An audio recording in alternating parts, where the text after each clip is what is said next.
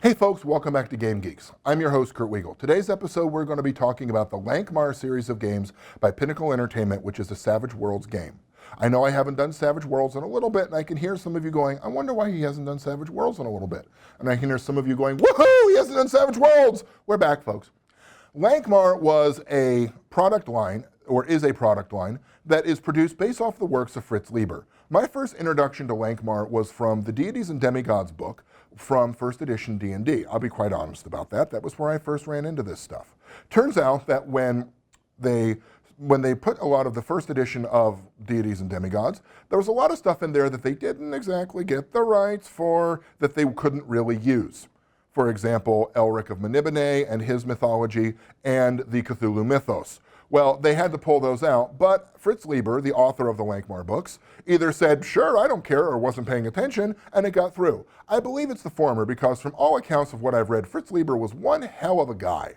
One hell of a nice guy, a good man, a good honest, he wrote, he did really good stuff, and he liked people. Which, you know, when Harlan Ellison has nothing but good things to say about you, you're either a saint or there's something very special going on about you, because Harlan Ellison is a renowned crank. Watch, I'll get a cease and desist order on that point. So, Lankhmar City of Thieves is the core book for this line that they have. And what this does is it shoehorns the Lankhmar mythos into Savage Worlds, which I think is a natural fit. What is Lankhmar? It's a series of books, short stories, and novellas that were written by Fritz Leiber. It is one of the three cornerstones of the sword and sorcery genre, the other two being Michael Moorcock's Elric books and Robert E. Howard's Conan and Kull books. Now, I'm a weird kind of guy. I don't like the Elric books very much. They're not my speed. I don't have any problem against them. You know, it's kind of interesting when you've got a bit of a platform and a podium and an audience like I do.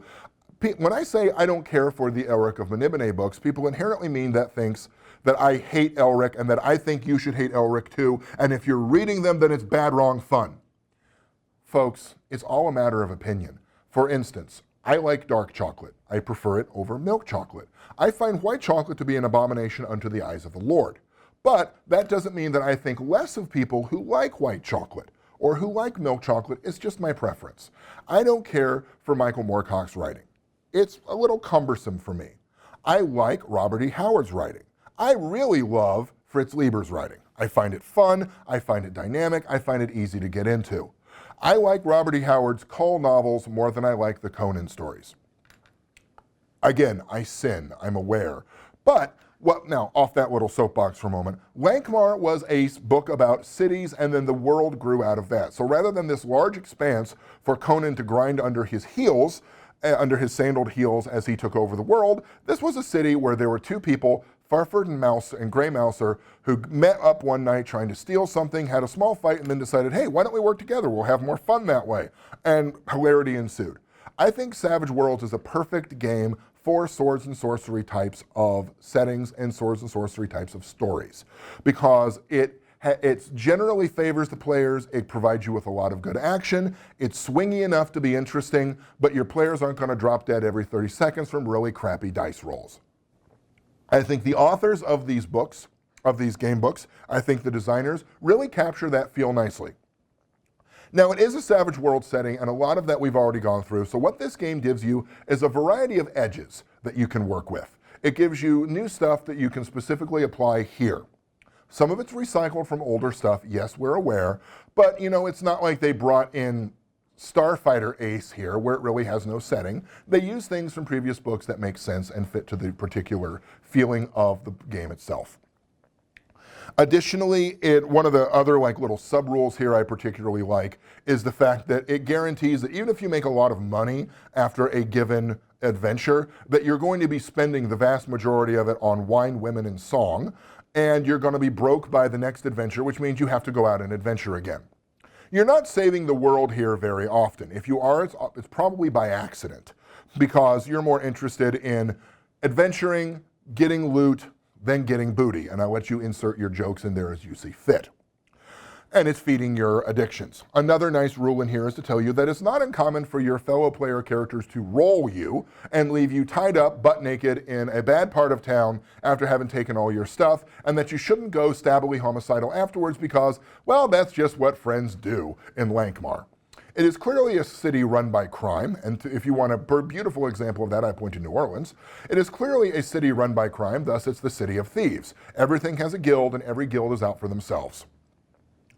Then it gives you a nice description of Lankhmar itself, which is the city in question, and then the world of Nehwon, which is Nehwon, because it didn't quite make sense of nowhere that had an awkward R in there. And sort of here's the basic area of it, here's what's there. This is a dark magic game, so there is no mighty fireball spell slinging. If you're a wizard, it's probably very straightforward or pretty nasty. Or you're fighting wizards who are sacrificing buxom virgins to their evil gods, and then what do you do with a buxom virgin after you rescue them? This is a family show, folks, and I'm not going to draw you pictures. But it's swords and sorcery. You can kind of guess what it is.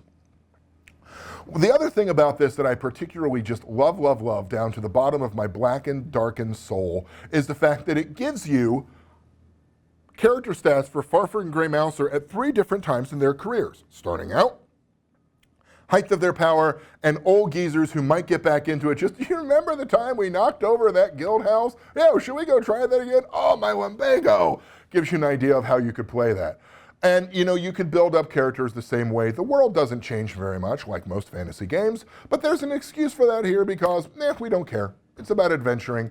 This is not a game where you have to go get the ring into the volcano or stop Takesis from entering the world, folks. This is a game of feeding your addictions. Beyond the core book itself, other things that are available to you are a couple of maps of the settings, which are very nice. A few other things that make it interesting, including Savage Foes of Nehwon, which gives you sort of like a bestiary, and the Savage Tales of the Thieves Guild, which gives you some adventures. You know, this isn't a game for plot point, because there's not that much plot. This is old school gaming applied smartly to Swords and Sorcery and Savage Worlds. I've often wondered why Savage Worlds didn't get their hands on the Conan license. I never question why the people who do these games do what they do, because they don't come and tell me how to be a university professor. I'm not going to go and tell them how to run their game company. I don't know. And they make decisions, and I think people vote with their wallets and with their feet.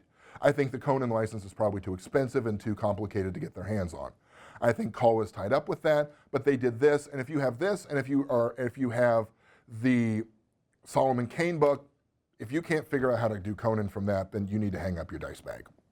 So the entire Lankhmar line, folks, it warms the cockles of the old gamer's heart, because you remember the books, you remember the fact that that was the one thing that TSR could put in their Deities and Demigods book that didn't get the pantsuit off of them, and you're like, ooh, who are the clear people? Or, ooh, what's that? Why does that wizard have so many eyes and it looks like something vaguely Cthulhuid?